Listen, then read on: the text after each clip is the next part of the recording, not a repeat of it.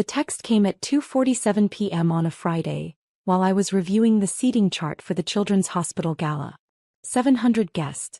40 corporate sponsors. 2 governors, 3 senators and the lieutenant governor. All confirmed. My phone buzzed. Don't come to the family reunion tomorrow. Maria's boyfriend is State Senator Richard Brennan. We need to impress him. Your nonprofit work would just complicate things. Hope you understand. Dad. I stared at the message for a long moment. 12 years of building one of the most successful children's advocacy organizations in the state, and my father still thought I worked at a little charity. I wasn't angry. I was done. I typed back, okay. What my family didn't know, what they'd never bothered to ask, was that Senator Richard Brennan was the keynote speaker at my gala. That same night. At the same country club where they were holding their reunion. And he'd be sitting at my table. Growing up as the middle child in the Torres family meant being invisible. My older sister Maria was the beauty homecoming queen, sorority president, married to wealth at 23, divorced at 25, now dating a state senator at 28. My younger brother Carlos was the athlete, full ride to USC minor league baseball sports commentator for the local news. I was neither beautiful enough nor athletic enough to warrant attention. Sophia's more of a thinker. Mom would say at family gatherings the way someone might describe a boring but dependable appliance. When I told them at 16 that I wanted to work in nonprofit advocacy, Dad actually laughed. Honey, those jobs don't pay anything. You need to be practical. Maybe teaching? Good benefits, summers off. Or marry well, Maria added, examining her nails. That's always an option. I stopped sharing my dreams after that. At 18 I started volunteering at a children's hospital. Just a few hours a week between classes at community college. I'd read to kids in the oncology ward, play games with them, help families navigate the impossible maze of medical bureaucracy. One day a mother grabbed my hand in the hallway. You saved us, she said, tears streaming. We were about to lose our house paying for treatment. You found us that fund. You didn't give up. That's when I knew. I transferred to State University. Double major. Public policy and social work. Worked 3 jobs to pay for it because Dad said, we already helped Maria with college. Carlos gets the athletic scholarship. You'll figure it out. I figured it out. Graduated with honors at 22. Got hired at a small children's advocacy nonprofit making $31,000 a year. My family congratulated me the way you might congratulate someone on a participation trophy. That's nice, Mija, Mom said at Sunday dinner. But when are you going to get a real career? Maria, who was planning her second wedding at the time, patted my hand. It's sweet that you want to help people. But you also need to think about your future. I just smiled. I am. What they didn't see was the strategic plan I'd been developing. The gaps in children's healthcare advocacy in our state. The funding opportunities nobody was pursuing. The policy changes that could save thousands of families from bankruptcy while their kids fought for their lives. At 23, I founded my own organization, Children's Healthcare Advocacy Network, CHAN. Started with a $50,000 grant I'd written myself, working midnight to 4 a.m. for 6 weeks straight while maintaining my day job. I lived in a studio apartment, drove a 12-year-old Honda, ate ramen 4 nights a week, reinvested everything. My family never asked about it. At Sunday dinners they'd talk about Maria's new boyfriend, a lawyer who drove a Porsche. They'd discuss Carlos's rising profile as a sports commentator. When conversation turned to me it was always the same. Still at that children's charity? That's nice. Very nice. By 25, CHAN had 15 employees and a $2.3 million operating budget. We'd helped 847 families navigate medical debt. We'd changed 3 state policies around pediatric care coverage. We'd built partnerships with every major hospital in the state. I moved to a better apartment but kept it modest. Still drove the Honda. The only luxury was my wardrobe. I'd learned that looking successful helped secure donors. High-quality suits, professional styling, the appearance of someone who ran a serious operation. Because I did. At Sunday dinner, Maria noticed my new suit. Finally shopping somewhere nice. Did you get a raise at the charity? Something like that, I said. Good for you, Dad added, barely looking up from his phone. Maybe you can finally afford to buy a house. What he didn't know I just purchased a modest townhouse. Gosh. No mortgage. But I didn't mention it. What was the point? By 27, Chan's budget was $8.7 million. We had 43 employees across 5 regional offices. We'd helped over 3,200 families. Our policy advocacy had resulted in $43 million in additional state funding for children's healthcare programs. I was invited to speak at national conferences, testified before state legislature committees, built relationships with every major political figure in the state who cared about children's issues, including State Senator Richard Brennan. Senator Brennan and I had worked together on 3 major pieces of legislation. He'd been instrumental in passing the Children's Medical Debt Relief Act, a bill I'd written that helped families discharge medical debt through a state hardship fund. We'd had coffee probably 15 times, strategy sessions, fundraiser planning meetings. He knew me as Sofia Torres, executive director of CHAN. I knew him as a genuinely decent politician who actually cared about policy over politics. When his office called 6 months ago about keynoting our annual gala, I'd been thrilled. The Children's Hospital Gala was our biggest fundraiser. Last year we'd raised $4.2 million in one night. This year we were aiming for $6 million. The guest list included the Lieutenant Governor, 2 other state senators, dozens of corporate executives, philanthropists, and community leaders. The seating chart alone had taken 3 weeks to finalize.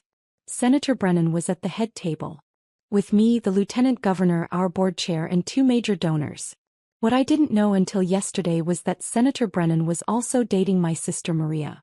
The text from Dad came while I was doing final gala preparations. Don't come to the family reunion tomorrow. Maria's boyfriend is State Senator Richard Brennan. We need to impress him. Your nonprofit work would just complicate things. I read it 3 times. Complicate things. I called my assistant director, James. What time is Senator Brennan arriving tonight? 6:30. He wanted to arrive early to review his speech with you. Perfect. I paused. James, hypothetically, if you found out your family was having a reunion at the same venue as our gala, what would you do? Depends. Are they terrible people or just oblivious? Oblivious. Mostly. Then I'd let the universe handle it. He paused. Wait, Sylvia. Your family reunion is here? Tonight. Apparently. In the small ballroom. And Senator Brennan is. He started laughing. Oh no. Oh, this is beautiful. Your sister is dating our keynote speaker. Seems that way. Are you going to tell them? I thought about 12 years of dismissal. 12 years of, that's nice, Mija. 12 years of being the forgettable middle child with the little charity job. No, I said. I don't think I will. I arrived at the country club at 5 p.m. The grand ballroom looked perfect. Round tables with floor-length linens, centerpieces of white roses and blue hydrangeas, soft lighting that made everything glow. The stage was set with our CHAN logo projected behind the podium. The small ballroom next door, where my family's reunion was happening, was decorated with colorful balloons and a banner reading, Torres Family Reunion 2024. I checked in with our event coordinator, confirmed the photographers' positions, reviewed the program one last time. At 5:45 I changed into my gown, a midnight blue floor-length dress that had cost more than my first car. It was worth it. Tonight mattered. At 6:15 I was greeting early arrivals in the lobby when I heard familiar voices. This place is gorgeous, my mother's voice carried. I can't believe Maria's boyfriend is a state senator. A state senator. Just be cool, Mom, Maria's voice tight with nerves. Act natural. Don't embarrass me. When do we embarrass you? Dad asked, sounding hurt. I stepped back into the grand ballroom before they could see me. At 6:30 Senator Brennan arrived. Sophia. He greeted me with a warm handshake. The place looks incredible. You've really outdone yourself. Thank you, Senator. We're projecting $6.2 million tonight. That's remarkable. He loosened his tie slightly. I have to tell you, I'm a bit nervous. This is a bigger crowd than most of my campaign events. You'll be wonderful. You always are. I gestured to the head table. You're at table 1 with me, Lieutenant Governor Chin, our board chair Patricia Morrison, and donors Michael and Susan Chin. All good people, very supportive of children's health care. Perfect. Though I should mention, I'm bringing a guest. My girlfriend. I hope that's okay? I cleared it with your office last week. Of course. We have her seated next to you. Great. She's actually around here somewhere with her family. They're having some kind of reunion in the other ballroom. He checked his watch. I should go find her, bring her in for introductions before things start. Take your time, I said smoothly. We don't start seating until 7. He headed toward the lobby. I took a deep breath and went to check on the kitchen. At 6:45, guests were arriving in earnest. The lieutenant governor, corporate executives, philanthropists I'd been courting for months. Everyone dressed to impress, ready for an evening of making a difference. At 6:55, the event coordinator gave me the 5-minute warning. At 6:57, I took my place at the head table. At 6:59, the doors opened for final seating. Senator Brennan entered the grand ballroom with Maria on his arm. She looked beautiful, of course she did. Red dress, perfect hair, diamonds at her throat that had probably cost more than my monthly salary back when I was starting Chan. They approached the head table. The coordinator checked their names, confirmed their seats. Senator Brennan pulled out Maria's chair. Started to sit down himself. Then he saw the place card to his left. Sofia Torres, Executive Director, Chan. He looked up. Saw me sitting there, composed and professional. His face went absolutely white. Sofia. His voice came out strangled. You're Sofia Torres? Maria's head whipped around. She saw me. Her mouth fell open. Hello, Senator Brennan, I said calmly. Maria. So glad you could join us tonight. You. Maria's voice was barely a whisper. You run this. I founded it, actually. 12 years ago.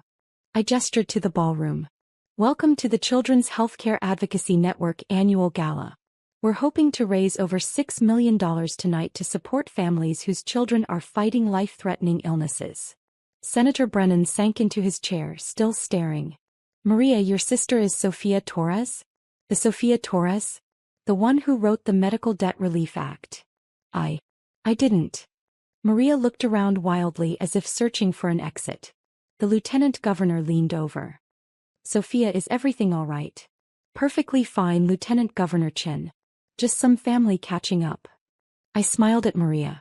Maria, you're looking well. How have you been? She couldn't form words. Senator Brennan's expression was shifting from shock to something like horror. Maria, you told me your sister worked at a small nonprofit. You said she had a nice little charity job that she was very passionate about. She does. Maria gestured helplessly at the ballroom full of powerful people, the stage, the projected donations already climbing on the screens. I didn't know it was this. This is the most influential children's advocacy organization in the state, the senator said, his voice getting louder. Sofia has testified before Congress. She's been featured in the New York Times, the Washington Post, Forbes 30 Under 30 social entrepreneurs. He turned to me. Your family doesn't know? They never asked, I said simply. We. Maria's face was red now. Sofia works at a charity. He always has. We thought. You thought it was cute? I suggested gently. Sweet. Nice but not serious. Maria's silence was answer enough. Senator Brennan stood up abruptly. Excuse me. I need a moment. He walked away from the table. Pulled out his phone. I could see him typing furiously. Maria leaned toward me, her voice desperate and low. Sofia, you have to understand. We didn't mean. Maria. I kept my voice gentle but firm. Dad texted me this afternoon. Told me not to come to the family reunion because your boyfriend was a state senator and my nonprofit work would complicate things. Would be embarrassing. Her face went from red to pale. He told you not to come? Because I'd be an embarrassment to you. In front of your impressive boyfriend. The state senator. I paused. The same state senator I've been working with for 3 years. The same senator who's here tonight to speak at my gala. At my invitation. Oh my God. Maria put her head in her hands. Senator Brennan returned to the table. His jaw was set. I just texted your father. Asked him why he didn't mention his daughter Ran Chan. He said, and I quote, Sofia? She works at that children's charity. Nice work but nothing major. The whole head table was silent now, listening. I replied, the senator continued, his voice tight with anger, that I was currently at Chan's annual gala. That his daughter Sophia was sitting next to me. That I was about to give a keynote speech praising her extraordinary leadership. He looked at Maria. He said there must be some mistake. That Sophia couldn't possibly be important enough to host an event like this. Richard, Maria started. Do you know what I told him? The senator wasn't yelling, but his voice carried. I told him I've worked with his daughter on 3 major pieces of legislation. That she's one of the most effective advocates I've ever met. That Chan has a $9.4 million operating budget and helps thousands of families every year. That his daughter has done more to improve children's lives in this state than most elected officials manage in an entire career. Maria was crying now. Silent tears running down her carefully made-up face. I told him, Senator Brennan continued, that I was honored to be at her event. And that I was reconsidering my relationship with any family that could be so blind to one of their own. Senator, I said quietly. The program starts in 3 minutes. He took a breath. Sat down. You're right. I apologize. This is your night. I shouldn't have. No apology necessary. I touched his arm briefly. But perhaps we should focus on the children we're here to help? He nodded. Reached for his water glass with a shaking hand. Maria whispered, Sophia, I'm so sorry. I didn't know. We didn't know. I know you didn't. That's the problem. The lights dimmed. Our board chair approached the microphone to begin the program. I gave the opening remarks. Talked about the 4,847 families Chan had served this year. The policy victories. The lives changed. Introduced our first video. A mother talking about how Chan had saved her family from bankruptcy while her son fought leukemia. There wasn't a dry eye in the room. Throughout the program I could see Maria at the head table, her mascara running, trying to hold herself together. Senator Brennan was polite but distant with her, all his warmth reserved for his interactions with me and the other guests. When it was time for his keynote, the senator walked to the podium, adjusted the microphone, looked out at the 700 guests. Good evening. I'm State Senator Richard Brennan, and I'm honored to be here tonight to support the Children's Healthcare Advocacy Network. He paused. But I have to tell you, I almost didn't understand the significance of this moment. He gestured to me at the head table. Sophia Torres founded Chan 12 years ago with a $50,000 grant and a vision. A vision that every child deserves access to quality health care, regardless of their family's financial situation. A vision that medical debt shouldn't destroy families already facing the unthinkable. The audience applauded. In the past 12 years, Sophia has built an organization that has helped nearly 5,000 families. She's changed state policy. She's testified before legislative committees, including mine, with such clarity and passion that even the most cynical politicians couldn't help but be moved. He looked directly at me. Sophia Torres is the reason we passed the Children's Medical Debt Relief Act. Her research, her advocacy, her refusal to give up when everyone said it was impossible. Because of her work, 3,200 families this year alone were able to discharge medical debt and start rebuilding their lives. More applause. I kept my expression neutral, professional. But here's what struck me tonight, the senator continued. I was talking with someone earlier who didn't know what Sophia had built. Someone who thought she worked at a nice little charity.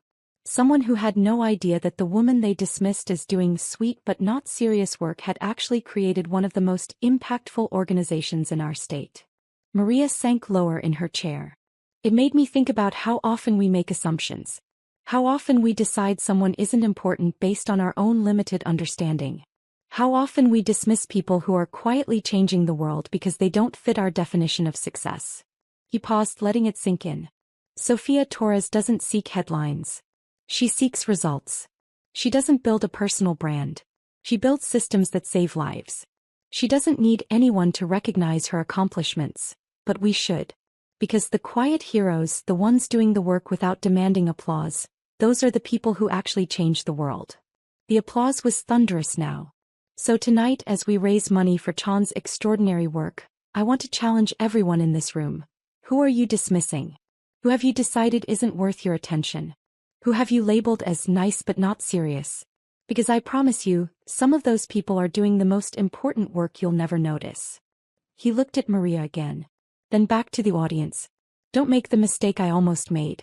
Don't let brilliant people labor in obscurity because you were too proud to ask them about their work. Don't assume that quiet means inconsequential. He raised his glass. To Sofia Torres and to everyone doing vital work without asking for recognition. May we have the wisdom to see you, the grace to celebrate you, and the humility to learn from you. The entire ballroom stood. 700 people giving a standing ovation. I stood too, nodding my thanks, maintaining my composure even as my heart raced. The senator returned to the table. Sat down next to Maria, who was openly sobbing now. I'm sorry, he said quietly to her. But I can't be with someone who treats family that way.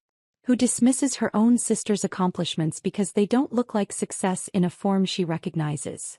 Richard, please. I'll have my assistant send your things to your apartment. He stood. Enjoy the rest of the evening. He moved to the empty seat on my other side. Maria fled the ballroom. During the silent auction portion of the evening, my phone exploded with messages. Dad, Sofia, we need to talk. Now. Mom, how could you not tell us? Carlos, sis, what the hell? You run that organization? Aunt Teresa, your father just told me. I'm so proud of you. Why didn't you say anything? Cousin Miguel, you're Sofia Torres? The Sofia Torres? I literally cited your work in my master's thesis.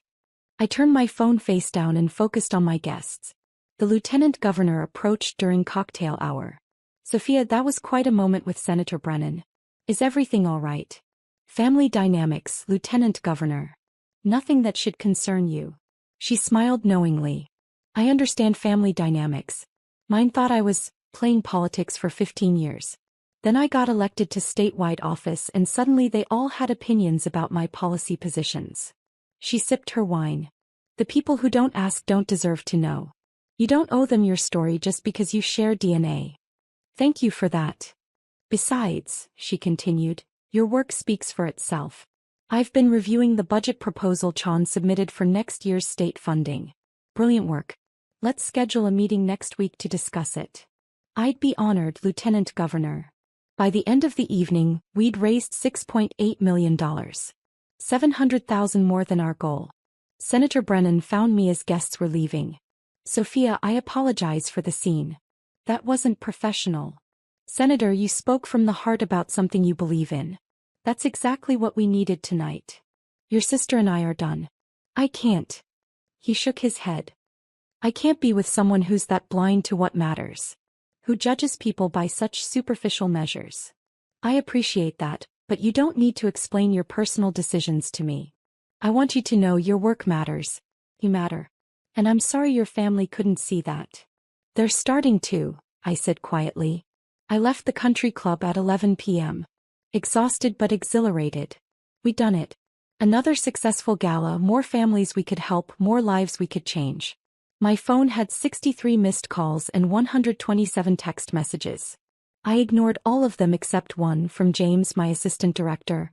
Boss, you're trending on Twitter. Hashtag Sofia Torres and hashtag Quiet Heroes. The senator's speech went viral. 4.2 million views. I pulled up Twitter. The clip was everywhere. Comments flooded in. Don't let brilliant people labor in obscurity. This speech is everything. Imagine telling your daughter not to come to a family event because your other daughter's boyfriend would be there. And he turns out to be speaking at her gala. Karma. Sofia Torres built a $9.4 million organization while her family thought she had a nice little charity job. This is why you should ask people about their lives. The audacity of that family. She literally helps thousands of children and they told her to stay home. I pulled into my driveway. Sat in the car for a moment. My phone rang. That. I answered. Hello. Sofia. His voice was tight. We need to talk about why you didn't tell us. No, Dad. You need to talk about why you never asked. That's not fair. Isn't it? In 12 years, how many times did you ask about my work? How many times did you ask what Chan actually does? How many times did you ask about my budget, my staff, my policy work, my advocacy? Silence. I have 43 employees, Dad. We operate in 5 regional offices across the state. We've changed 6 major state policies. We've helped 4,847 families in the last year alone. We have partnerships with every major hospital system in the state. I've testified before Congress twice. You testified before Congress? 3 years ago and again last year. It was in the Washington Post. The New York Times did a profile on me for their People Who Matter series. Forbes named me to their 30 Under 30 list when I was 26. We didn't see. You didn't look. There's a difference. I let out a breath. You texted me this afternoon and told me not to come to the family reunion because my work would embarrass you in front of Maria's boyfriend. Do you understand how that felt? We didn't mean. You meant exactly what you said. You were embarrassed by me. By my little charity job. By the daughter who wasn't glamorous like Maria or successful like Carlos. The daughter who was just there. Sophia, that's not true. Then tell me 3 things about my life that you learned by asking, not by accident. 3 things you know because you cared enough to ask. The silence stretched for 30 seconds. 45. A minute. That's what I thought, I said gently. Dad, I don't need you to suddenly be proud of me because a senator gave a speech and Twitter is paying attention. I needed you to be interested in me when it was just me doing work I believed in, building something that mattered. I'm sorry. His voice cracked. Mihija, I'm so sorry. We failed you. Yes, you did. But Dad? I succeeded anyway. I built something beautiful. I changed lives. I did it without your support, without your interest, without your belief. And I'm proud of that. Can we fix this? I don't know yet. Maybe. But not tonight. Not because you're embarrassed that you didn't know. Not because it's awkward that Senator Brennan dumped Maria over this.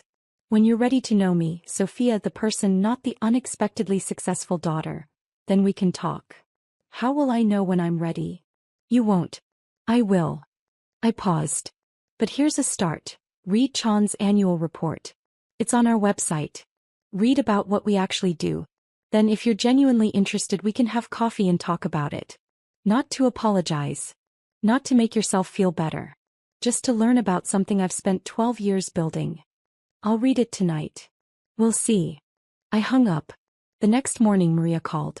I let it ring 4 times before answering. Hello. Sophia. He was crying. Richard broke up with me. He said he can't be with someone who treats her family the way I treated you. I'm sorry you're hurting. Are you? Because it feels like you orchestrated this whole thing to humiliate me. I laughed. No humor in it. Maria, I didn't orchestrate anything. I ran my annual gala, which I've been planning for 11 months. Senator Brennan was our keynote speaker, which his office confirmed 6 months ago. You dating him was pure coincidence. You being at my event was pure coincidence. But you knew he'd be there. Of course I knew. It's my event. What I didn't know was that he was your boyfriend until Dad texted me yesterday telling me to stay away so I wouldn't embarrass you. She was quiet for a moment. I didn't know you'd built something this big. You never asked. In 12 years, Maria, you never once asked what Chan was. What we do. How we're funded. How many people we employ. You just assumed it was a cute little charity where I answered phones and felt good about myself. I didn't think. That's the problem. You didn't think. You made assumptions and never questioned them. And when those assumptions were challenged in the most public way possible, you blamed me for not correcting you earlier. That's not fair. Maria, you told Dad to uninvite me to the family reunion because my job would embarrass you. You told Richard the first worked at a nice little charity. You've spent 12 years treating me like the disappointing sister who never amounted to anything. Don't ask me to feel guilty because your assumptions were wrong. She sobbed. I lost him because of this. No. You lost him because of who you are. Because when confronted with your sister's actual accomplishments, you didn't feel pride or joy. You felt embarrassed that you'd gotten it wrong. Richard saw that. And he made his choice. So you're just going to let my relationship die? Maria, it's not my job to save your relationships. It's not my job to make you look good. It's not my job to hide my accomplishments so you feel better about dismissing them. I softened slightly. But it is my job to tell you the truth. You have a choice. You can be angry at me for succeeding quietly. Or you can examine why you needed to diminish me to feel secure in your own success. I never. You did. Every time you called it my little charity.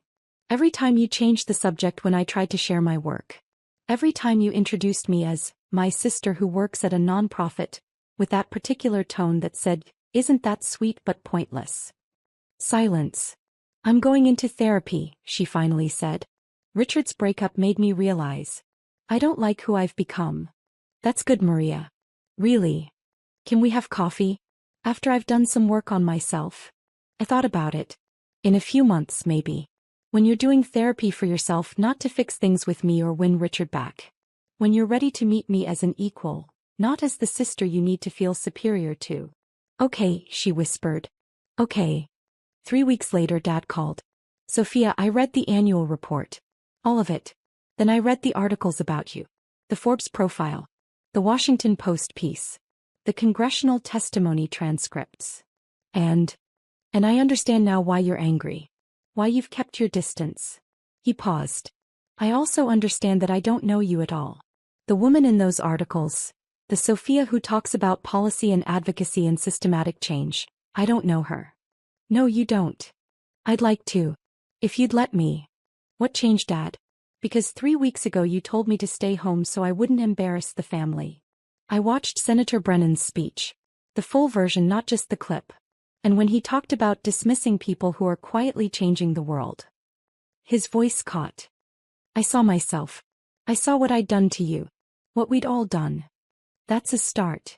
Can we meet? Just you and me. No agenda. No apologies. Just coffee and conversation. I thought about Margaret's foundation. About the young entrepreneurs I funded who'd been dismissed by their families. About the letter I sent each one. Build something that matters. Make them look. They'd all looked now. 1 hour, I said. Next Sunday. The coffee shop on 5th Street. Thank you, Mija. Don't thank me yet, Dad. This is going to be uncomfortable for both of us. I know. But you're worth being uncomfortable for. Sunday morning I arrived early. Ordered my usual oat milk latte. Sat by the window. Dad arrived exactly on time. Looked older somehow. More uncertain. We sat down. Thank you for meeting me, he said. Tell me something, I replied. And be honest. When did you realize you didn't know me? He was quiet for a long moment. When I called Chan's office to verify the annual report was real. Your receptionist answered. Children's Healthcare Advocacy Network, how may I help you? I asked to speak to Sophia Torres. She said, may I ask what this is regarding? I said, I'm her father. There was this pause. Then she said very carefully, Torres speaks very highly of her work with families. I'm sure she'd be happy to discuss Chan's mission with you. Sandra is very professional. She didn't know who I was, Sophia. Your own receptionist didn't know you had a father. Because you'd never mention me. Never brought us to your office, never talked about us at work, never included us in your life in any way.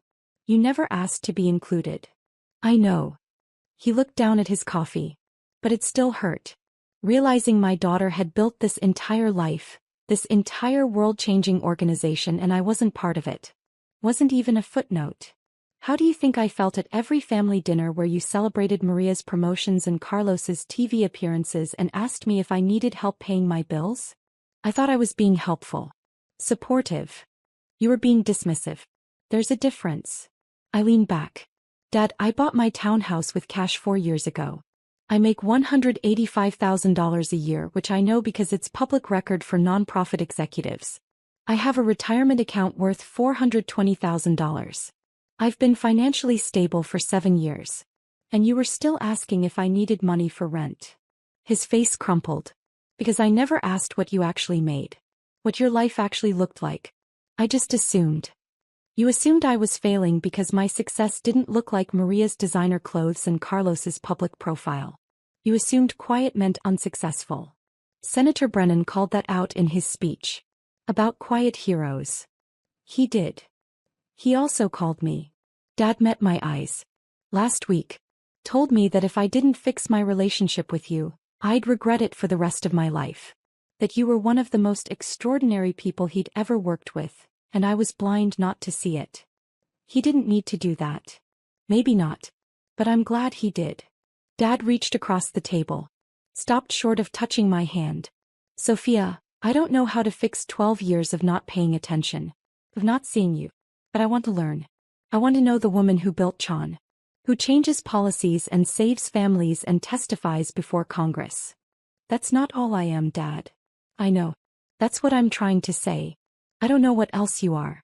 What you love, what you read, what you dream about, who your friends are, what makes you laugh. I don't know my own daughter. I took a sip of my coffee. Let the moment breathe. I collect vintage political campaign buttons, I said finally. I have over 300 of them from 1896 to present day. I'm obsessed with The West Wing. I've watched the entire series 11 times.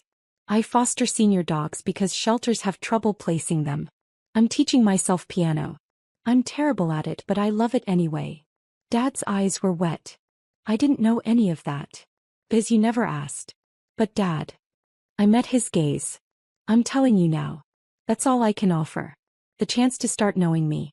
Not as the daughter who disappointed you, not as the unexpectedly successful surprise, but as me. Sivya. The whole person. I'll take it. Whatever you're willing to give. I'll take it and be grateful. We talked for 2 hours.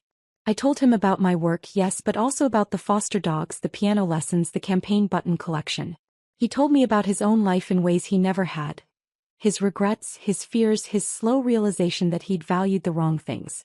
It wasn't forgiveness. Not yet. But it was a start. 6 months later, Chan celebrated its 13th anniversary. We just secured a $12 million state contract to expand our services to rural communities. The celebration was at our main office. Staff, board members, volunteers, families we'd helped. And in the corner, looking slightly uncomfortable but genuinely trying. My parents. Dad had read every article I'd sent him. Attended 2 of my speaking engagements. Volunteered to help with our fundraising database. A job he was surprisingly good at. Mom had started volunteering in our family support program, using her social work degree she'd let lapse 20 years ago. Maria was still in therapy. We'd had coffee twice. Progress was slow, but it was progress. Carlos had written a sports commentary piece about me, the sister I didn't know, what sports can learn from Sofia Torres's quiet leadership. But the most meaningful moment came when a mother approached me during the celebration. Miss Torres, I wanted to thank you. Chan helped us last year when my daughter needed emergency surgery. You personally called me to walk through the hardship fund application. You stayed on the phone for 90 minutes helping me gather documentation. You saved our home. My dad overheard. Watched the mother hug me, tears in her eyes. After she walked away, he said quietly, "You do that often? Personally call families. When I can. It's why I built this. To help people the way I wish someone had helped me understand that my worth wasn't determined by other people's attention. I'm so proud of you, Mija." "Thank you, Dad." I paused. "But I built this for me. For the families. For the kids who deserve healthcare regardless of their parents' bank accounts. Your pride is welcome, but it's not why I do this." He smiled. Sad but genuine. "I know. That's why I'm proud. Because you didn't need my approval to become extraordinary. You just became it anyway." A year after the gala, Senator Brennan and I were having coffee to discuss new legislation. "I saw Maria posted engagement photos," he said carefully. "To that tech entrepreneur. Timothy something. Timothy Chin. He's good for her. Calls her on her nonsense.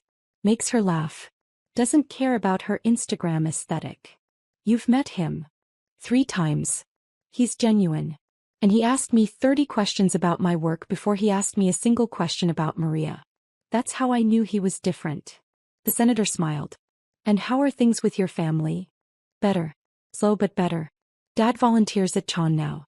Mom runs a support group for parents navigating medical crises. Carlos did a whole segment on invisible success inspired by our story. And Maria? Still in therapy. Still trying. We have lunch monthly. Last time she brought me a vintage McKinley campaign button for my collection. She'd been looking for 3 months. That's growth. It is. I sipped my coffee. But you know what the best part is? I don't need their validation anymore. It's nice when they show interest. But Chan succeeds whether they notice or not. Families get help whether my parents are proud or not.